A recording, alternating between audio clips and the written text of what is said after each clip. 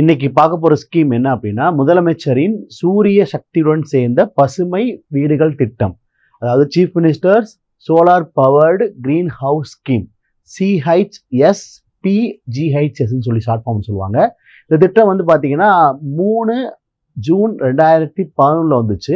ஆக்சுவலாக இந்த திட்டம் எதுக்காக வந்துச்சுன்னு பார்த்தீங்கன்னா, கிராமப்புறங்களில் எக்கனாமிக்கலாக பின்தங்கி இருப்பாங்களே, பொருளாதாரத்தில் பின்தங்கி இருப்பாங்களே, அவங்களுடைய அனைவருக்குமே வந்து இலவசமா வீடு கட்டி கொடுத்தல் மற்றும் வீடுடன் சேர்ந்த சோலார் எனர்ஜி, அதாவது சூரிய ஆற்றலுடன் சேர்ந்த வீடுகளை அமைத்தற திட்டம் இது. இது முழுக்க முழுக்க மாநில அரசுடைய திட்டமாக தான் இந்த ஸ்கீம் வந்துச்சு. அதாவது 100% நிதியும் மாநில அரசோட தான்.